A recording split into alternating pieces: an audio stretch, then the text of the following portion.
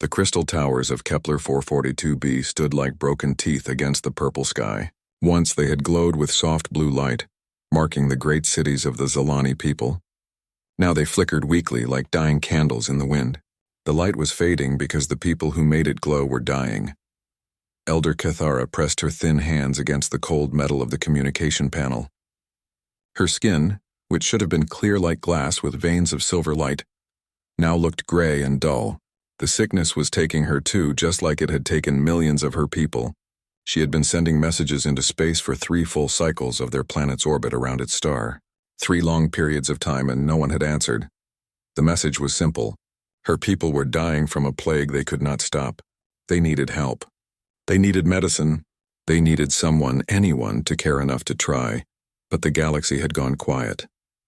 The Altarians, with their great machines that could bend space and time, had stopped answering calls from Zelani space 2 cycles ago. The peaceful Centauri Federation, who always talked about helping others, had declared Zelani territory off limits. Even the Vegan Empire, who were known for their strength and their wars, had moved their ships far away from the plague zone. Cathara's assistant, a young Zelani named Veltar, moved slowly into the communication room. His normally bright silver markings were barely visible under his gray skin. "Elder," he said in a weak voice, "the outer cities have gone dark. We lost contact with them this morning." The old elder nodded sadly. She had expected this. The plague moved from city to city like a hungry beast eating everything in its path. It attacked the body's ability to heal itself, turning the Zelani's own life force against them. Their doctors had tried everything they knew. Nothing worked. The sickness was too strange, too powerful. "Keep sending the message," Cathara told Veltar. "Someone must hear us. Someone must care." But deep in her heart, she was starting to lose hope. Far across the galaxy, in a section of space that most civilized races avoided, a human ship moved through the darkness between stars. The ship was called the Defiance, and it was not beautiful like the crystal ships of the Zelani or the smooth metal vessels of the Altarians. It was built like a hammer, thick and strong, designed to take damage and keep fighting. Commander Jake Harrison sat in his command chair, reading reports from the ship's patrol route. Earth's fleet was small compared to the great powers of the galaxy. Humans were still newcomers to space travel. Most alien races thought of them as primitives from a dangerous world. Earth was classified as a death world in the galactic databases, a place so hostile that only the toughest creatures could survive there. This made other species nervous around humans. They had heard stories about Earth's deadly weather, its poisonous plants, its dangerous animals. They had learned that humans came from a world of constant war, disease, and natural disasters. To most aliens, humans seemed too violent, too unpredictable, too willing to fight impossible battles. "Commander," called Lieutenant Amy Rodriguez from her station at the ship's communication array, "I'm picking up something strange. It looks like a distress signal, but it's from outside our patrol area." Jake looked up from his reports. "How far outside?" "About 12 light years. It's coming from Zelani space." Jake frowned. He had heard of the Zelani. They were peaceful crystal-based life forms who kept to themselves. They rarely had contact with other species. "What does the message say?" Amy worked at her controls for a moment, running the alien words through the translation computer. Her face grew serious as she read. "Sir, they're asking for medical help. They say their entire species is dying from some kind of plague. They've been sending this message for months. Have any of the major powers responded?" Amy checked her records. "No, sir. According to our intelligence, the Altarians, Centauri, and Vegans have all pulled back from that sector. They've declared it a quarantine zone." Jake stood up and walked to the main viewing screen. The stars looked cold and distant. Somewhere out there, an entire species was dying while the galaxy's great civilizations turned their backs. It reminded him of stories from Earth's history, of plagues and disasters where the strong abandoned the weak. "Amy, get me a full analysis of this plague. I want to know everything we can learn from their message." "Yes, sir." Jake returned to his chair thinking. The smart thing to do would be to report this to Earth Command and let them decide. After all, getting involved in alien medical problems was way above his authority level. But something about the desperation in that message bothered him. An hour later, Amy returned with her report. "Sir, I've been working with Dr. Collins in our medical bay. The plague the Zelani describe attacks their immune system in a very specific way. It's unlike anything the Galactic Medical Database has on record. Can it spread to humans? Unknown, but Dr. Collins doesn't think so. Our biology is completely different from theirs. What's interesting is that the symptoms they describe are similar to some diseases we've dealt with on Earth. Jake raised an eyebrow. Similar how? The way it attacks the body's healing systems. Dr. Collins says it reminds him of some of the hemorrhagic fevers we've seen in Earth's history. Diseases that other species would consider impossible to survive, but humans have developed treatments for. Dr. Richard Collins entered the bridge at that moment. He was a thin man with gray hair and tired eyes, but his voice was strong. Commander, I've been studying their medical data. This plague should have killed them all weeks ago, but they're still fighting it. That tells me their bodies are tougher than they look. What would you need to help them? Dr. Collins was quiet for a moment. I'd need to see actual samples, study their biology. But from what they've described, I think we might be able to help. Earth medicine is different from what the rest of the galaxy uses. Jake knew what the doctor meant. Human medicine had been shaped by millennia of fighting deadly diseases on a hostile world. Where other species used gentle treatments, humans had learned to fight fire with fire. Their medical techniques seemed brutal to most aliens, but they worked. Sir, Amy said suddenly, I'm getting another transmission from the Zelani. The signal is weaker this time. The message played through the bridge speakers. Even through the electronic translation, they could hear the desperation in Elder Cathara's voice. She spoke of cities going dark, of millions already dead, of children who would never see another sunrise. Jake made his decision. Amy, send a message back to the Zelani. Tell them help is coming. Sir? Amy looked surprised. Shouldn't we contact Earth Command first? Jake smiled grimly. Sometimes you have to act first and ask for forgiveness later. Tell them that the humans have received their message and are responding.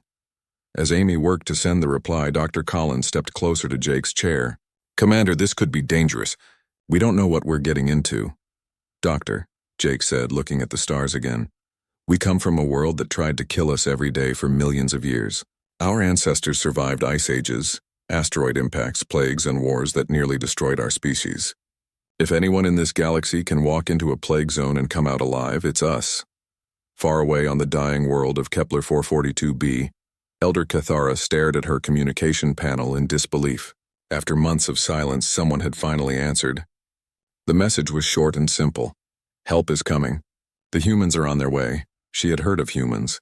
Everyone in the galaxy had heard stories about the violent Deathworlders from the third planet of a small yellow star.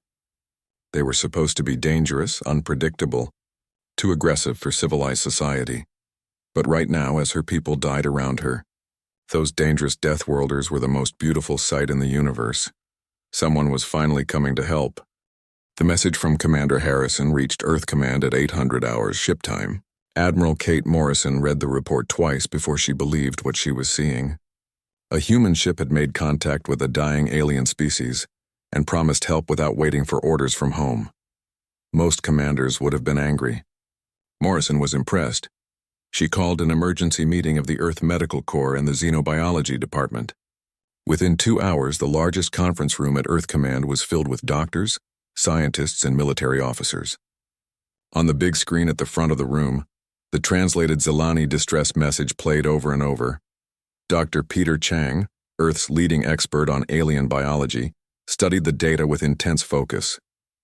He was a short man with black hair and thick glasses, but his mind was one of the sharpest in human space. This plague is fascinating, he said, which made several people in the room look at him strangely. Not fascinating in a good way, he added quickly, but the way it works is unlike anything we've seen. Can you treat it? Admiral Morrison asked. Dr. Chang pulled up a diagram on his tablet. The Zelani immune system is completely different from ours. They're crystal-based life forms. Their bodies work more like living computers than biological organisms. This plague attacks their system's ability to repair itself. So they can't heal from injuries or sickness, said Dr. Helen Torres, the head of the medical corps. She was a tall woman with gray hair who had spent 30 years treating diseases that most people had never heard of. Exactly. But here's the interesting part. The way this plague works is similar to some viruses we've dealt with on Earth. Hemorrhagic fevers that attack the blood and organs. We've learned how to fight those. Admiral Morrison leaned forward. Are you saying we can help them? I'm saying we might be able to help them, Dr. Chang replied carefully. But it would require sending a full medical team into a plague zone. No one has ever tried to treat crystal-based aliens with human medicine before. We could make things worse. Dr. Torres stood up. Admiral, I volunteer to lead the medical team. This is exactly the kind of challenge we trained for. Morrison looked around the room. She saw determination in every face. These were people who had chosen to work in space medicine, knowing it would be dangerous and unpredictable. They were ready for this. Dr. Chang, how long would you need to prepare? Give me 6 hours to put together a research team and medical supplies. I want to bring everything we might need. Morrison nodded. You have 4 hours. I'm putting Captain Lisa Bennett in command of the medical ship Aurora. She'll get you to Zelani space as fast as possible.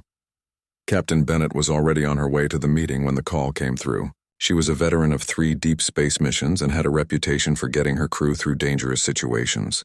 The Aurora was Earth's most advanced medical ship, equipped with laboratories, treatment facilities, and enough supplies to handle a major disaster. When Bennett arrived at the conference room, Admiral Morrison was already giving orders to a dozen different departments. Lisa, I need you to take the Aurora into plague-infected space and give our medical team whatever they need. Bennett didn't hesitate. When do we leave? As soon as Dr. Chang is ready. And Lisa, this mission is completely voluntary. Anyone on your crew who doesn't want to go into a quarantine zone can transfer to another ship. No questions asked, Bennett smiled. Admiral, you don't know my crew very well. They'll fight each other for the chance to go on this mission. She was right. When Bennett returned to the Aurora and explained the situation, not one member of her crew asked to transfer. Engineer Bobby Martinez spoke for all of them when he said, Captain, we didn't join the space service to play it safe. Let's go save some aliens. Dr. Chang spent the next 4 hours in controlled chaos. He gathered every piece of medical equipment that might be useful, from basic surgical tools to advanced genetic analyzers. His team of researchers worked frantically to prepare samples and testing materials. The key is going to be understanding their biology quickly, he explained to his assistant, Dr. Lucy Kim. We need to figure out how their bodies work and how this plague is attacking them. Then we can adapt our treatments. Dr. Torres was loading medical supplies that would have impressed a major hospital. Earth had developed sophisticated treatments for biological warfare agents, radiation poisoning, and exotic diseases that existed only in space. If the plague was anything like the diseases they had fought before, they had the tools to combat it. Lieutenant Amy Rodriguez, who had first detected the Zelani message, was transferred to the Aurora as the communications officer. Her job would be to maintain contact with both the Zelani and Commander Harrison's ship. As she prepared her equipment, she thought about the desperate voice in that first message. Soon she would be able to tell them that help was really coming. The Aurora launched from Earth orbit 6 hours after the first meeting. It was followed by 6 other ships carrying additional supplies, backup medical teams, and security forces. Admiral Morrison had decided that if they were going to do this, they were going to do it right. Marine Sergeant Tony Garcia commanded the security team aboard the Aurora. He was a big man with broad shoulders and steady hands, the kind of soldier you wanted watching your back in a dangerous place. His job was to keep the medical team safe while they worked. Sergeant, Dr. Torres said as they reviewed the mission plans, what do you know about the Zelani? Not much, Doc. They're peaceful, they keep to themselves, and they're dying. That's enough for me to know we're doing the right thing. Garcia's Marines were hand-picked volunteers, each one experienced in hostile environment operations. They had trained for missions on poisonous worlds, in radiation zones, and in the vacuum of space. A plague zone was just another day at the office for them. As the human fleet traveled toward Zelani space, news of their mission spread through the galaxy's communication networks. The reaction was mixed. Some alien governments expressed surprise that the humans would risk their lives for a species they barely knew. Others warned that the humans might spread the plague to other worlds, the Altarian science. Council sent an official message stating that any attempt to enter the quarantine zone was scientifically irresponsible and potentially catastrophic. The Centauri Federation issued a formal protest, saying that the humans were violating galactic health protocols. Admiral Morrison's response was short and direct. The Zelani asked for help. We're going to help them. On the bridge of the Aurora, Captain Bennett watched the stars stream past as they traveled at maximum speed toward the dying world. She had read every report on the Zelani plague and knew the risks they were taking. The smart thing to do would be to study the situation from a safe distance and develop treatments slowly and carefully. But Bennett had grown up on Earth, where slow and careful often meant too late. She had seen what happened when people waited too long to act. Sometimes you had to take risks to save lives. Dr. Chang worked in his laboratory as they traveled, studying every piece of information the Zelani had provided. The plague was spreading faster now, attacking more cities every day. Time was running out. Dr. Kim said as she reviewed the latest data. Their immune systems are shutting down completely. In some cases, it's happening in just hours. Dr. Chang nodded grimly. Then we better hope we can figure this out quickly, because once we arrive, we won't have time for mistakes. Behind them, the 6 other human ships followed in formation, carrying hope to a dying world. The galaxy watched and waited to see if the dangerous Deathworlders could succeed, where the great civilizations had failed. In the crystal cities of Kepler 442b, Elder Kethera felt something she had not felt in months. For the first time since the plague began, she felt hope. The human fleet dropped out of faster-than-light travel at the edge of Zelani space. Captain Bennett stood on the bridge of the Aurora, looking at the readings on her screens. The entire star system was marked with warning beacons in a dozen different alien languages. All of them said the same thing. Danger. Plague zone. Do not enter. Captain, Lieutenant Rodriguez reported from her communication station. I'm receiving a transmission from the Zelani homeworld. It's Elder Kethera. The voice that came through the speakers was weak but filled with emotion. Through the translation computer, the words were simple. Human ships, you have come. We did not believe anyone would be brave enough to enter our space. Bennett picked up her microphone. Elder Kethera, this is Captain Lisa Bennett of the Earth medical ship Aurora. We're here to help. Can you guide us to a safe place to set up our medical facilities? There was a pause. Captain Bennett, there are no safe places left. The plague is everywhere on our world, but our largest moon, Siltara, is still clean. You could work there.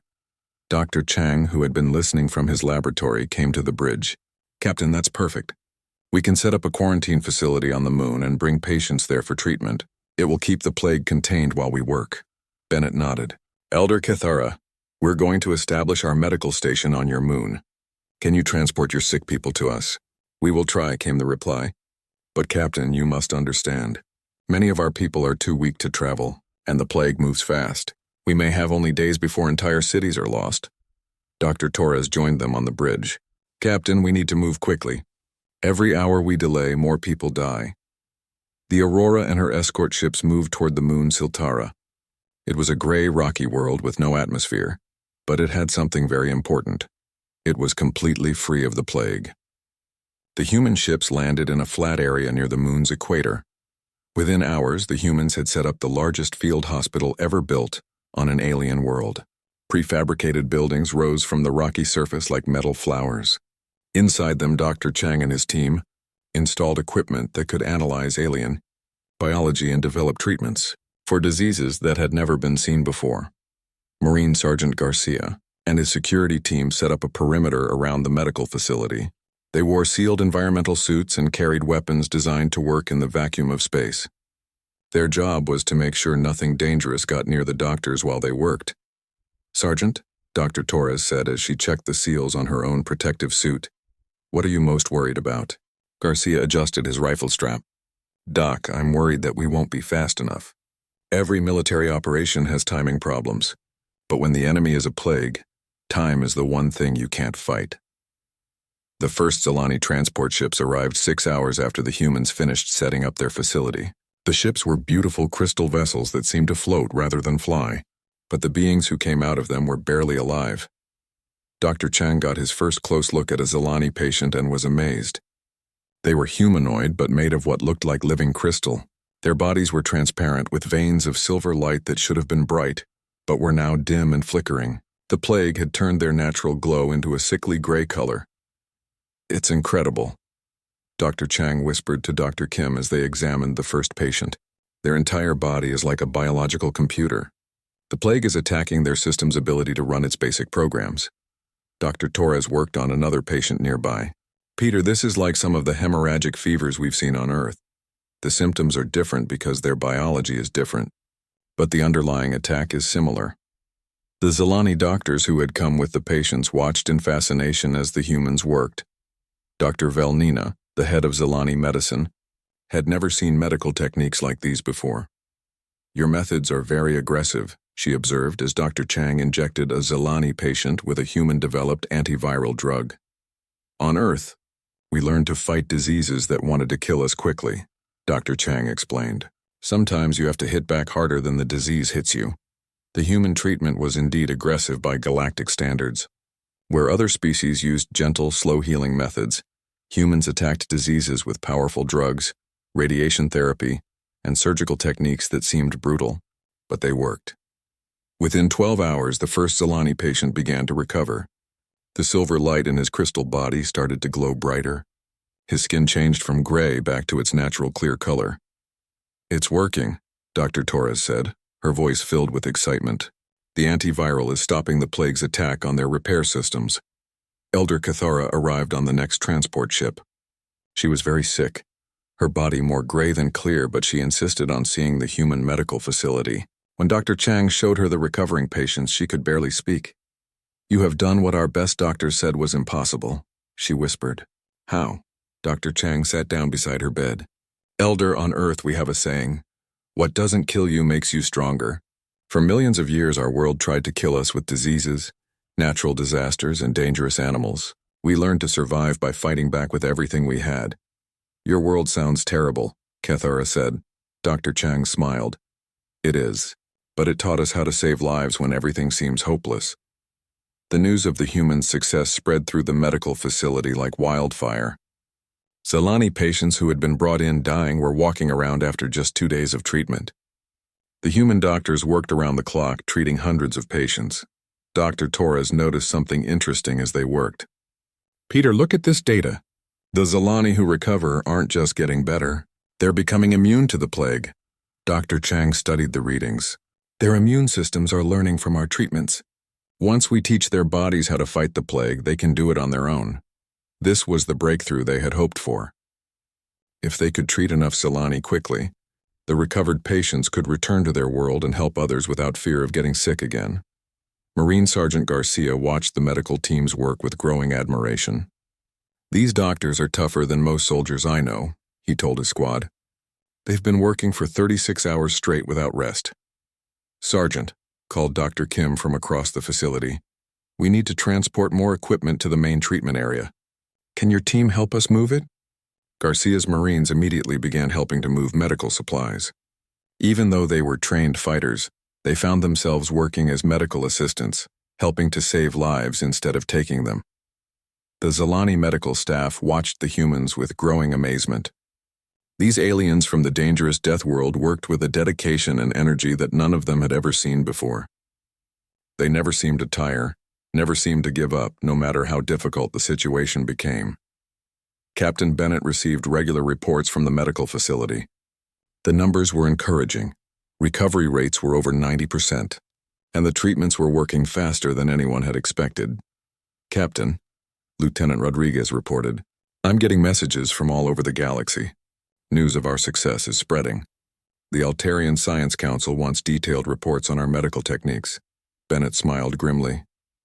"Tell them they should have thought of that before they abandoned the Zelani to die."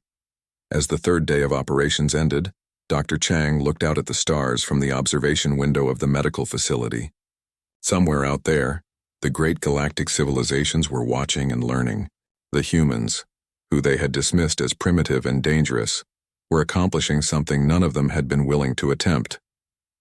Elder Cathara, now much stronger after treatment, stood beside him. "Dr. Chang, when this is over, how can we ever repay you?" Dr. Chang turned to look at the Zelani elder. "Elder, you don't need to repay us. This is what neighbors do for each other. We help when help is needed." Cathara was quiet for a moment. "Is that how humans see us? As neighbors?" "That's how humans see everyone who needs help," Dr. Chang replied.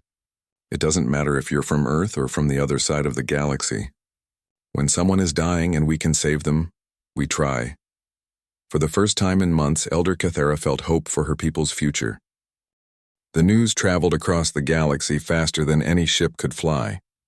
Within a week of the humans' arrival in Zelani space, every major civilization knew what was happening. The species they had written off as dangerous primitives were doing the impossible. They were curing a plague that had stumped the galaxy's best medical minds.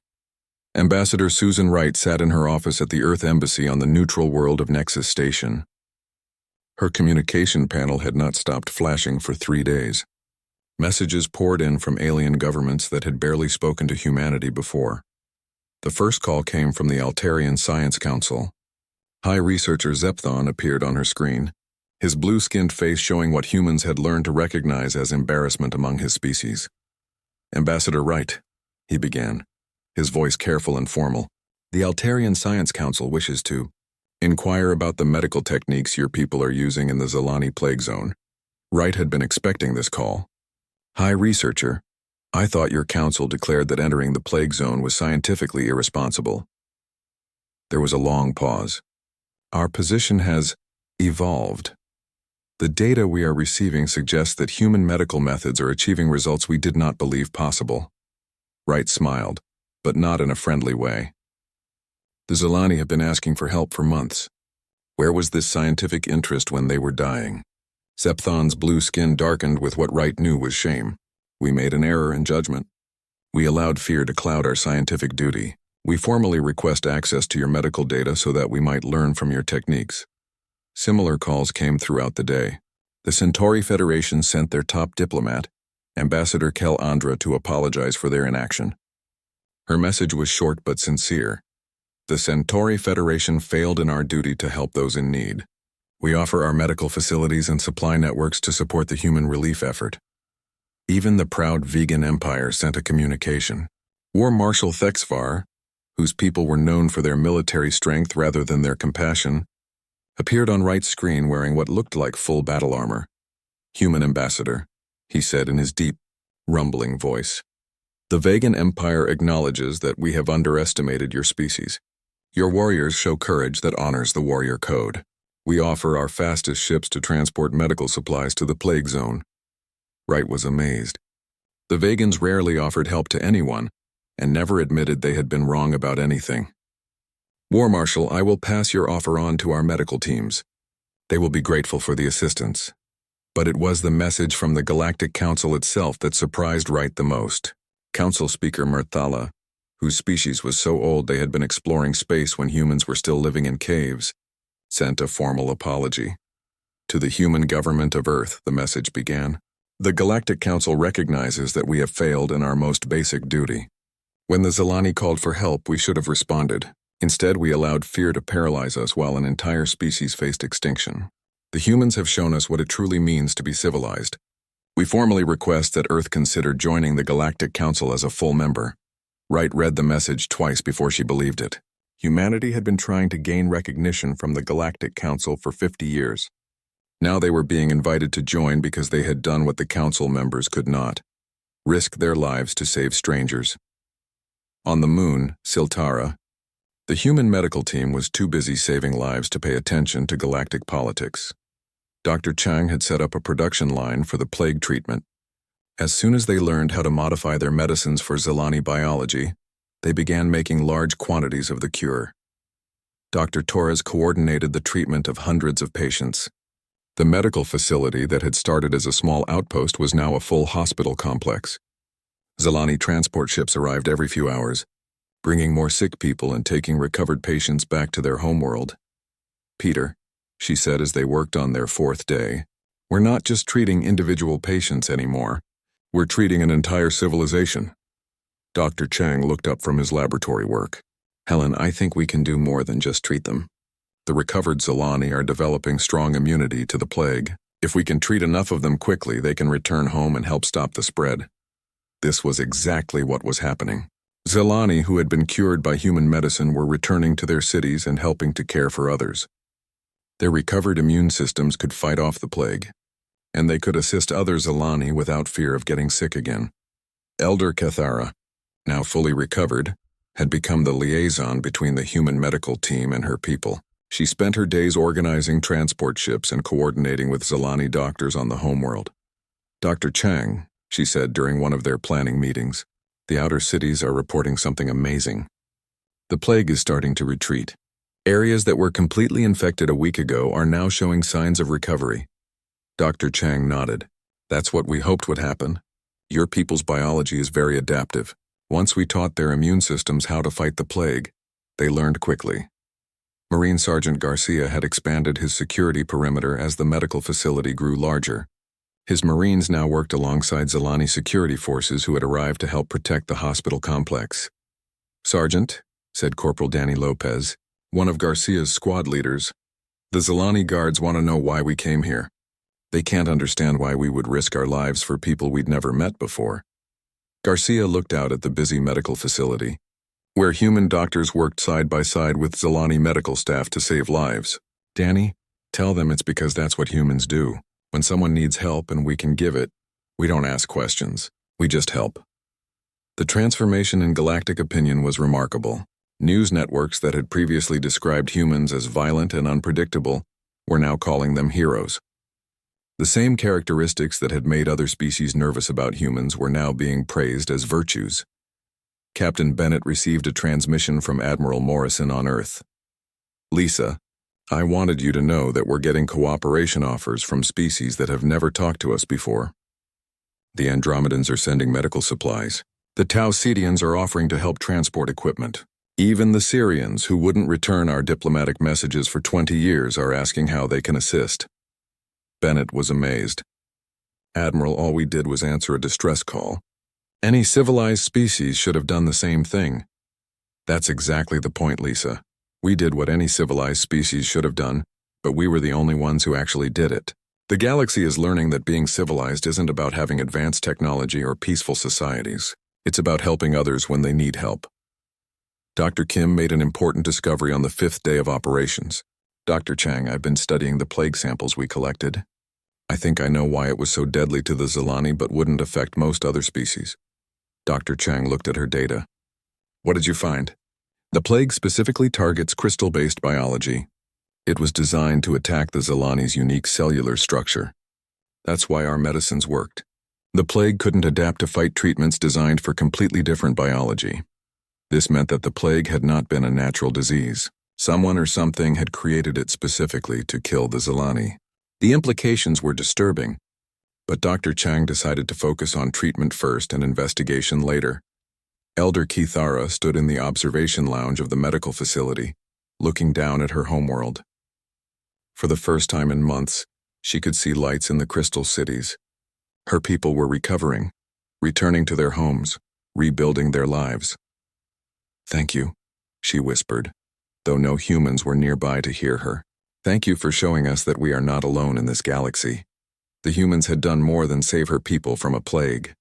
They had restored her faith in the idea that civilizations could help each other instead of just looking out for themselves. The galaxy was learning that the dangerous Deathworlders from Earth might be the most civilized species of all. 6 months after the plague crisis ended, the crystal cities of Kepler 442b glowed brighter than they ever had before. The Zelani had not just survived their near extinction. They had grown stronger. Their population had recovered to pre-plague levels, and their technology had advanced by combining their crystal-based systems with human medical knowledge. Elder Kithara stood in the newly built human memorial hall in the capital city. The hall was made of the finest crystal her people could grow, shaped into flowing forms that caught and reflected light in beautiful patterns. Along the walls were carved the names of every human who had helped save her people. Today was a special day. The formal signing of the Treaty of Mutual Defense between Earth and the Zelani Confederacy would make them the first alien species to become humanity's official allies. Captain Bennett, now promoted to Admiral, represented Earth at the ceremony. She wore her dress uniform, which looked strange among all the flowing crystal architecture. But the Zelani had insisted on full military honors for their saviors. "Elder Kithara," Admiral Bennett said as they walked through the memorial hall. "Your people have built something beautiful here." Kithara's crystal form glowed with warm light. "Admiral, this hall will stand for 1,000 years.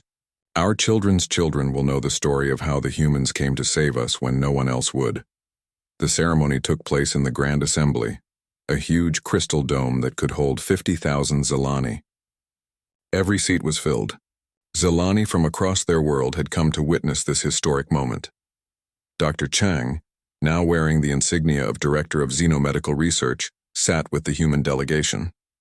Beside him sat Dr. Torres, who had been promoted to head the new Human Zelani Medical Institute. The institute was already working on treatments for diseases that affected dozens of different alien species.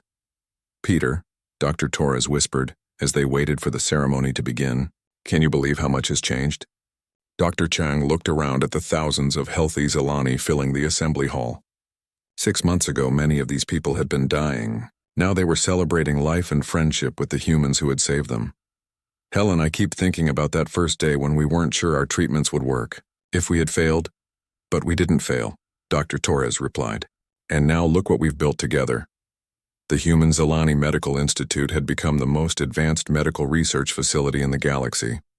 Alien species that had once avoided contact with humans were now sending their best doctors to study there. The combination of human determination and Zelani crystal technology was producing medical miracles. Elder Kethera took the stage, and the assembly fell silent. Her voice carried clearly through the crystal dome as she spoke. 6 months ago, our people faced extinction. We sent messages across the galaxy, begging for help. The great civilizations we had respected for centuries turned their backs on us. We were abandoned, forgotten, left to die alone. She paused, and her crystal form glowed brighter. But then the humans came. These beings from a world so dangerous that other species feared them. They heard our call and did not hesitate. They flew into our plague-infected space without knowing if they could save us or if they would die trying. The assembly erupted in applause that lasted for several minutes. Today, we signed more than a treaty. We welcome the humans as our brothers and sisters. We pledge that wherever humans face danger, the Zelani will stand with them. This is our promise given in gratitude and friendship. Admiral Bennett stepped forward to sign the treaty. The document was written on a sheet of living crystal that would preserve the words forever. "Elder Kethera, people of the Zelani Confederacy," she began. "Earth accepts this alliance with honor and humility. We came to your world not as conquerors or traitors, but as neighbors who heard your call for help. Today we leave as friends who will stand together against whatever challenges the galaxy might bring." As the two leaders signed the treaty, something historic happened throughout the galaxy. Other species began to reconsider their opinions of humanity. Ambassador Wright, now promoted to Director of Galactic Relations, sat in her new office at the Earth Embassy on Nexus Station. Her desk was covered with formal communications from alien governments. The Altarian Science Council had just signed a research agreement to study human medical techniques. The Centauri Federation was negotiating a trade deal that would give Earth access to their shipping networks. Even the proud vegan empire had proposed a mutual defense pact. But the most important message had come from the Galactic Council itself. Humanity had been officially invited to join as a full member with voting rights. Director Wright, her assistant Lieutenant Carlos Mendez reported, "The Andromedan Trade Union is requesting a meeting to discuss joint exploration missions. They specifically want human crews for dangerous assignments." Wright smiled. "Carlos, 6 months ago, these same species wouldn't return our phone calls. Now they want us to lead their most dangerous missions. What changed their minds?" Wright looked out the window at the busy space station, where ships from dozens of species came and went. "They learned that being dangerous isn't the same thing as being evil. Sometimes the most dangerous people are the ones you want on your side when everything goes wrong." Back on the Zelani homeworld, Marine Sergeant Garcia was training the first class of joint human Zelani security forces. His former squad had volunteered to stay and help establish the new alliance. Corporal Lopez worked with a group of young Zelani who had volunteered for security duty. Their crystal bodies made them naturally tough, and they learned human combat techniques quickly. "Corporal," asked one of the Zelani trainees named Sylvan, "why did the humans risk so much to save us? We had never helped Earth before." Lopez thought about the question. "Sylvan, humans have a saying, today you, tomorrow me. It means that if we help you when you're in trouble, maybe someday you'll help us when we need it. But you didn't know if we would help you in return." Lopez shrugged. "That didn't matter. You needed help and we could give it. That's enough." Dr. Chang stood in his new laboratory at the Medical Institute, working on treatments for a disease that was affecting the Tau Ceti colonies. His team now included doctors and researchers from 8 different species. all working together to solve medical problems that no single species could handle alone. Dr. Kim, now his partner in running the institute, brought him the latest research data. Peter, the treatments we developed for the Zelani plague are working on 3 other diseases we've discovered. It seems like our aggressive approach to medicine works for many different types of biology. Dr. Chang nodded. Lucy, I think we've learned something important. Every species in the galaxy developed medicine on peaceful worlds with gentle environments. They never had to fight diseases that wanted to kill them quickly. But humans did. Exactly. Earth taught us to fight back hard against anything that threatened our survival. Other species see our medical techniques as brutal, but they work because sometimes you need to be brutal to save lives. The success of human medicine was spreading across the galaxy. Diseases that had puzzled alien doctors for centuries were being cured by treatments developed on the dangerous death world called Earth. Elder Cathara visited the medical institute regularly. Amazed by what humans and Zelani were accomplishing together, she often brought groups of young Zelani to see the work being done. Students, she would tell them, remember this place. Here you can see what happens when different species work together, instead of being afraid of each other. One young Zelani named Telmara asked a question that made Cathara proud. Elder, can we help other species the way the humans helped us? That is exactly what we are doing, Cathara replied. And it is exactly what we should do. Admiral Morrison stood on the bridge of Earth's newest ship, the ESS Unity, as it prepared to leave for its first diplomatic mission. The Unity was different from previous Earth ships. It was built for exploration and peaceful contact, not warfare. Admiral, reported Captain Rodriguez, formerly the communications officer who had first detected the Zelani distress call. We're receiving messages of support from 43 different species for our mission to the Outer Rim. Morrison smiled. Amy, 6 months ago we couldn't get most species to talk to us. Now they want us to represent them in first contact situations. What changed, Admiral? Morrison looked out at the stars, thinking of all the species that now saw humans as friends instead of threats. We showed them that strength isn't about how powerful your weapons are or how advanced your technology is. Real strength is about being willing to help others when they need it most, even when it's dangerous. The Unity departed Earth orbit, carrying a message of hope to species throughout the galaxy. The humans who had once been feared as dangerous Deathworlders were now respected as the galaxy's protectors and healers. In the crystal cities of Kepler 442b, monuments to human courage glowed softly in the night. Children who had been saved by human medicine grew up learning that courage and compassion were the highest virtues any being could possess. The galaxy had learned an important lesson. Sometimes the most civilized response comes from those who grew up in the most dangerous places, and sometimes the best neighbors are the ones who know how to fight but choose to heal instead.